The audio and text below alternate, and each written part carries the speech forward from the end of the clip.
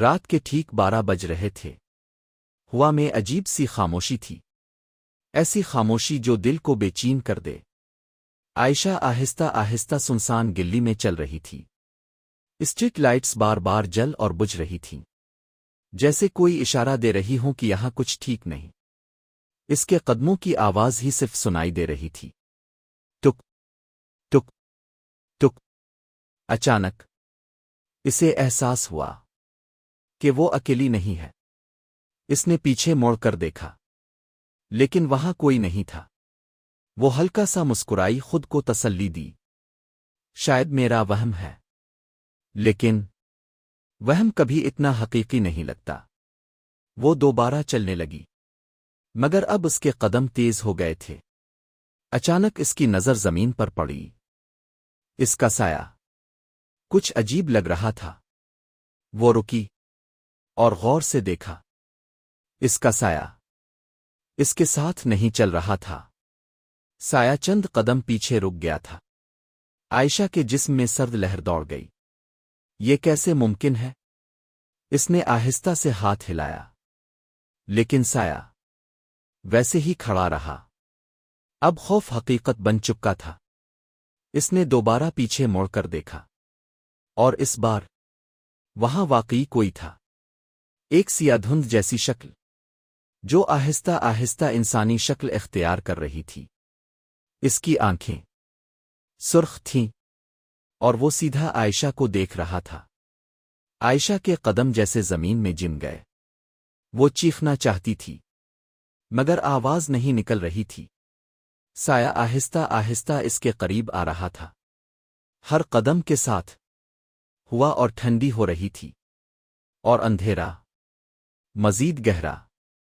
اچانک street light مکمل بند ہو گئی، چاروں طرف اندھیرا چھا گیا۔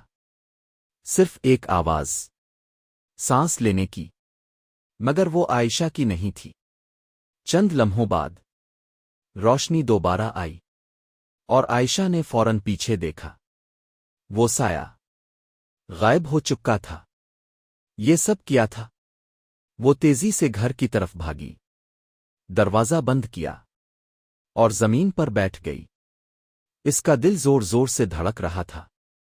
کچھ دیر بعد وہ خود کو پرسکون کرنے لگی۔ سب ٹھیک ہے، میں محفوظ ہوں۔ لیکن کیا واقعی؟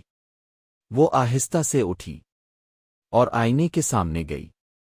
اس نے خود کو دیکھا، اور پھر اس کا دل رک گیا۔ آئینے میں اس کے پیچھے وہی سایہ کھڑا تھا۔ عائشہ نے فوراً پیچھے موڑ کر دیکھا، لیکن وہاں کوئی نہیں تھا۔ وہ دوبارہ آئینے کی طرف دیکھتی ہے۔ سایہ اب اور قریب آ چکا تھا۔ اس کا چہرہ واضح ہو رہا تھا، ایک خوفناک مسکراہٹ اور سرخ آنکھیں۔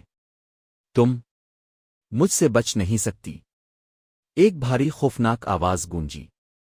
عائشہ چیخی اور پیچھے ہٹ گئی، لیکن اب بہت دیر ہو چکی تھی۔ کمرے کی لائٹس تیزی سے جھلملانے لگیں، دروازہ خود بخود بند ہو گیا، کھڑکیاں زور زور سے ہلنے لگیں، اور پھر وہ سایہ آئینے سے باہر آ گیا۔ اب وہ عائشہ کے بالکل سامنے تھا، لمبا، سیاہ اور خوفناک۔ میں تمہارے ساتھ ہمیشہ تھا، اور اب تم کبھی اکیلی نہیں رہو گی۔ عائشہ کی چیخ پورے گھر میں گونج گئی۔ اگلی صبح پڑوسیوں نے دروازہ توڑا۔ گھر مکمل خالی تھا، عائشہ کہیں نہیں تھی، لیکن آئینے پر ایک نشان تھا، ایک سایہ جو ابھی بھی ہل رہا تھا۔ اور اگر آپ کبھی رات کو اکیلے ہوں اور آپ کو لگے کہ کوئی آپ کے پیچھے ہے، تو ایک بار ضرور دیکھنا، کیونکہ شاید وہ صرف آپ کا سایہ نہ ہو۔